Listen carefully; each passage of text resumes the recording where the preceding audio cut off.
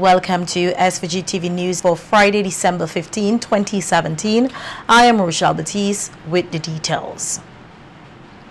Superintendent of Prisons Brenton Charles is encouraging persons to desist from smuggling into the prisons contraband items. In an interview with SVG-TV News earlier today at an exhibition hosted as part of Prison Week, Superintendent Charles said prison officers from time to time discovered a wide variety of prohibited items in the facilities and took the opportunity to highlight some of what have been found.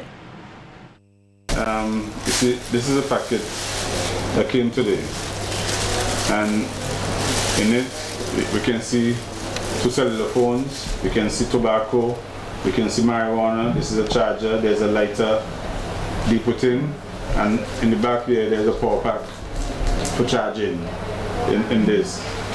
This is the famous Sunset Strong. Famous Sunset Strong. Likewise, you know. And there's a marijuana, brandy, and so forth. In this packet, you could feel cigarette and other things, maybe marijuana. Generally, marijuana, cigarettes, cellular phones are the things that would come. But very strangely, we've been seeing things like ice pick coming, alright, scissors, and so forth, and things that are very, very dangerous tools, you know. These are some of the challenges that the staff work with daily. The prison superintendent spoke on some of the ways they believe that persons are smuggling these prohibited items into the prisons. And we face a number of challenges on a daily basis, especially on weekends and public holidays. What you see before me is just a sample of what we're bombarded with constantly, you know, and these things come into the prison through various means. You know, people would throw things over the wall. Inmates would sometimes walking on the outside to try to, you know, smuggle something in. People who would come to visit sometimes would want to smuggle things into inmates, you know. And then sometimes we have a group of people which we would least expect these things to happen from, contribute to having them, you know, introduced into the prison. Superintendent Charles further appealed to the public to desist from smuggling prohibited items into the prisons. And it's a sad thing, really. I have lent my voice and I'm pleading with that particular group of people that this nation expects a particular standard from them, and that we need to you know, get to the program and do things that are more uplifting, more developing, you know, things that would improve people's lives, really. That's what we exist for. On a more positive note, the inmates of Her Majesty's Prison Service today displayed their talents at the prison's annual exhibition. Speaking with SVG-TV News, Senior Prison Officer Edson Matthias said the activity highlights the wide pool of talents and potential behind the prison walls. For this year week of activity is giving inmates a second chance, and some of the exhibit that is here today show you clearly as to the reason why you should give these guys a second chance, because most of these guys, when they left here, they do not get a job that easy on the outside. So coming inside the institution and get to learn a trade and so forth, when they left here, they actually can set up their own shop, etc., and make life a little bit easier left with them. As I say, the public will accept the exhibition. Some people call for more of this kind of exhibition, which take a lot out of us. It's really an extremely well put together showcase of these guys as talent behind the wall, as most people consider this as talent behind the wall. But coming and looking around today now and seeing it for yourself, not just a word of mouth and so forth. And I really hope that the public really, as they say, accept these guys when they left here for who they really are, and not really look at them for what misfortune that they had portrayed in the past to end up here. Vonnie Rodat, who is a facilitator for the Grow in Time project, spoke of the positive impact the project has had with the participating inmates. And we produce a range of different household accessory products. We have all kinds of products ranging from face mats, waste baskets, floor mats. And the income generated from the sales of these products under the label Grow in Time is earned by the inmates. It goes to help the improvement of the welfare of the inmates and their families, and also makes a contribution to the program. So this is a social project that's designed to impart skills to create sustainable vocations for the inmates, and so when they come out of prison they're able to generate income.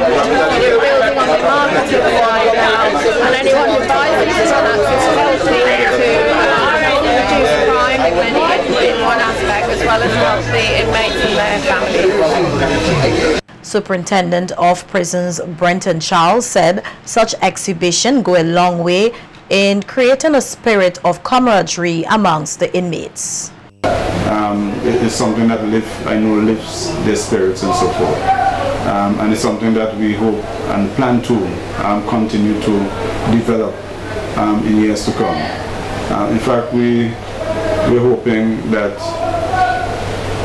from 2018 that all our industries really would be working, educational and producing, you know, for the inmates, the institution and the state really. Because at the end of the day, that's what we want our people to do. To love to work, honestly, to be willing to learn as much as they could, and to be as productive as they could to society and themselves. Vincentians have been encouraged to continue to invite visitors and loved ones to SVG as a means of sharing the unique aspects of the nation.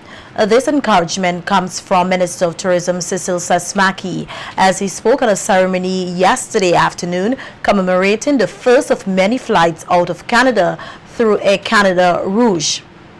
Minister Mackey stated that there are many things to celebrate in SVG during this time as communities across the country engage in a number of Christmas activities. This year, we have 51 communities participating in our 9 Mornings activity. So in your own communities or very near to your area that you live, you can attend one of the concerts or one of the lighter programs throughout the length and breadth of St. Vincent and the Grenadines.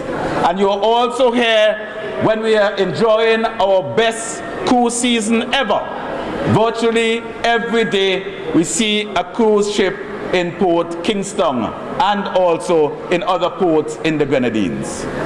I'm saying to you, you're in the right place at the right time. We thank you for coming to Destination St. Vincent and the Grenadines. You have now added to our statistic in terms of arrival.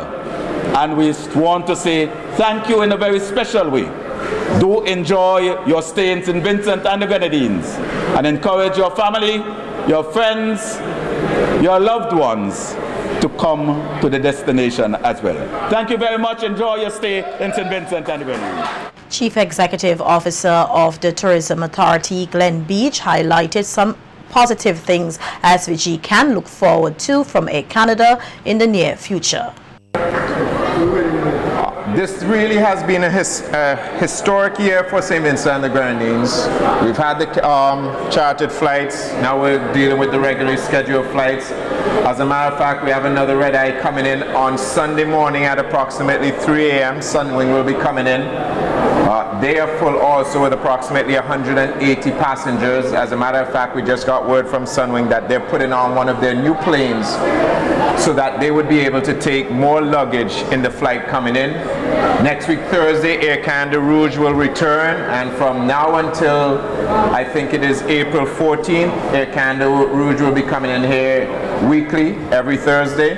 Sunwing will go up, I think, to January 14th, and when Air Canada stops in April, Sunwing will pick up from April into August. Next week, we will be releasing the dates for April into August of Sunwing, so Canada is taken care of as far as Carnival is concerned, and as the Minister has said, we will have some announcements to make sooner rather than later regarding North America. Coming out of a successful Teachers Solidarity Week, which was held in October, the SVG Teachers Union is signaling its continued commitment to serve and fully represent the interests of all educators here in St. Vincent and the Grenadines.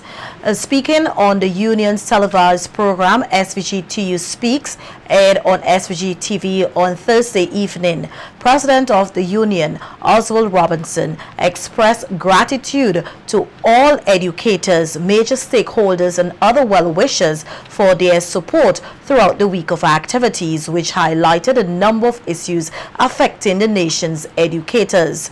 Noting that he hopes to see the continued growth of the week of activities, Robinson pointed out two important issues which were brought forward during Teachers Solidarity Week 2017. At a great meeting, the teachers came out in their numbers, and at that meeting we passed two resolutions. One of them had to do with setting up of a medical fund that would assist teachers who have critical illnesses. The teachers unanimously agreed to contribute an additional $5 per month to go towards that medical fund in order to assist our teachers who have critical illnesses. We are yet to set up a special committee who would administer that program, and we're looking forward to even serving our teachers in that context much more effectively. Listen to their concerns, many of them who have problems related to appointments and promotion, and we listened to them and we took note, and those records have been forwarded to our legal counsel for further advice. Making reference to Article 26 of the collective agreement, Robinson took the opportunity to shed light on the issue of the promotion and appointment of graduate teachers, a matter which he said the union's legal team is seeking to address. Teachers have pursued further studies. 5, 6, 7 years have passed and they have not been appointed. Okay? And there's an issue with that. Then it says it must be according to your qualifications. And I know according to the civil service regulation, there must be a seniority list. But you hear the theory of some persons finishing university, completed their studies, and people trying to tell them it's when they graduated. It's not when you graduated, it's when you completed your studies. And we say the qualification, you can't have people completing their studies after you have been graduated, and they are also being appointed or promoted before you. Commenting on the end-of-year allowance and pension payments, the SVG-TU president said the union recently wrote to the relevant authorities on these matters. Case of principals have been short paid their end-of-year allowances since 2010. You see how long? We have been waiting, and we hope that we get it right this year. And pension. We would like to see the authorities honor the collective agreement and to establish that joint committee to review the pension laws. Okay, the teachers union have a problem with, after posters have completed so many years of hard work and dedication and commitment, you have to wait 5, 6, 7 years before you could get your pension from the NIS. We believe that after you finish giving your work, you should receive your benefits as soon as possible. Legislation being adhered to and to ensure that you get your justice.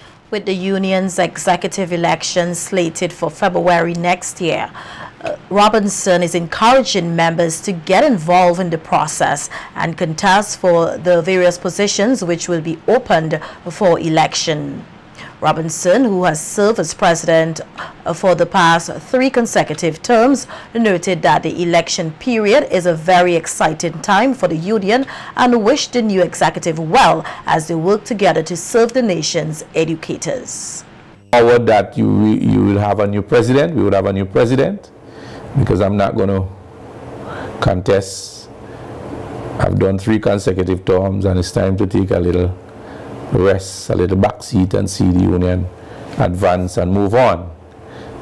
And it's not too early to thank those of you who have given me that support over the years. It was my pleasure to have served you, and I did it to the best of my ability with the guidance of God.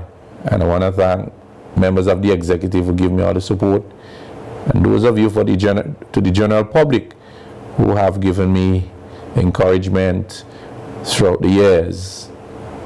Of course, I'll be still on the executive by God's will as the immediate past president, and I look forward to hand over the leadership to the new president.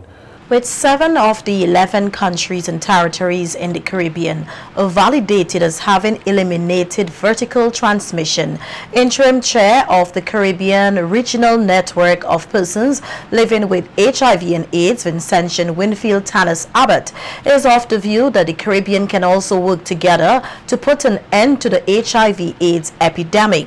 Speaking on the topic Zero Discrimination in Healthcare Settings at the 41st meeting of the UN AIDS Program Coordinating Board in Geneva on Thursday, Tannis Abbott said between 2000 and 2016, more people accessing the antiretroviral drug has doubled, and that the number of AIDS-related deaths in the region has decreased by 52% over the last decade. Figures which he said have continued to drive Caribbean leaders to tackle the epidemic head-on amid several challenges such as stigma, discrimination and confidentiality breaches in clinics and hospitals serving small populations.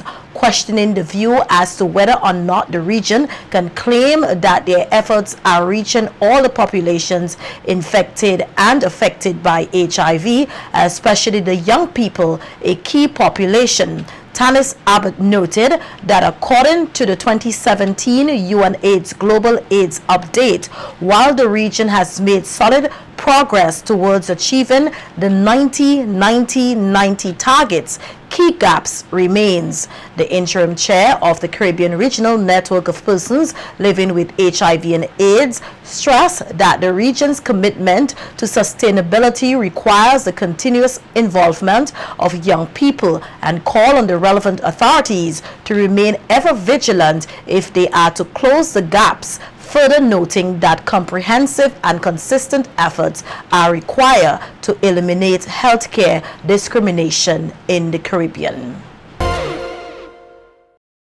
Hoping to outshine some 40 other communities in the 2017 Vilnic National Community Christmas Lighting Up Competition this year, the Point Massive 9 Mornings Committee is going for the title for the 5th consecutive year. The small village on the windward side of the island officially launched its 2017 9 Mornings activities and lights display last evening. Nikita Tony tells us more in this report.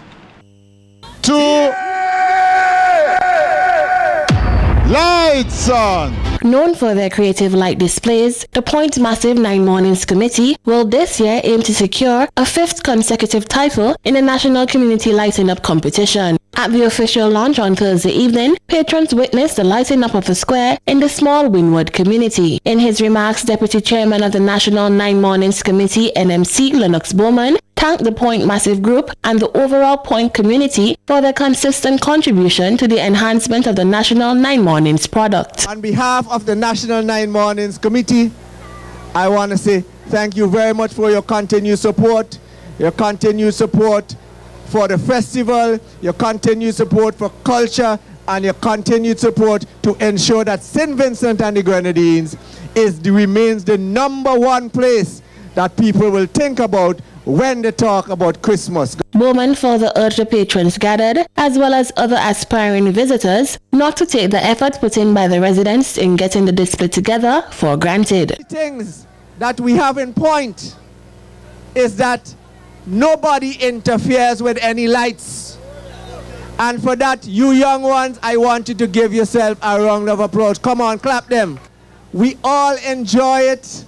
We all brag and boast about it. Not only the people from Point, but all over this country, we brag about Christmas in Point. This year, we brought Point to town. Mr. and Mrs. Daniel and her brother, they came into town with Ahmed and the others. And what they did at Heritage Square transformed Heritage Square and will transform it forever. Some of the patrons took the opportunity to share their thoughts on the lights display. He coming over to see the lighting over here, so I guess he's having fun also and enjoying it. So hope there's more for us to see and enjoy, because we now get into the entrance. It's really, really pretty, and it's always an awesome night. So I said she has to come, so we brought her out tonight. This is the most Christmas lights I've seen in one place ever. So this is cool. It's awesome. This doesn't happen in the States, so this is cool. With the 2017 9 Morning activities slated to officially begin tomorrow, Saturday 16th December, the general public as well as all visitors are being urged to go out and be a part of a unique Vincentian tradition. Nikita Tony reporting for SVG-TV News. And 15 schools and school groups across the country will tomorrow, Saturday, December 16, participate in the Gifted Caroling competition at the Ultimate Christmas Village at the Solidarity Car Park from 1 to 8 p.m. The caroling choirs will compete in 2 categories, primary category and secondary tertiary category. In the primary category, there will be 8 participating choirs. The choirs include the Belay Government School, the Calico Anglican, Chateaublay Methodist, Dorsetshire Hill Government, Kingston Prep, Palmersburg Government, and the Rose Hall Primary and the Sand Hill Government School. There are 7 choirs in the secondary tertiary category. These choirs include the Bethel High School, Emmanuel High, Mespo, George Stevens Senior High, Thomas Saunders Secondary, Chumuka Secondary, the St. Vincent and the Grenadines Community College Performing Arts Society, and the GHS Kingston Girl Guides.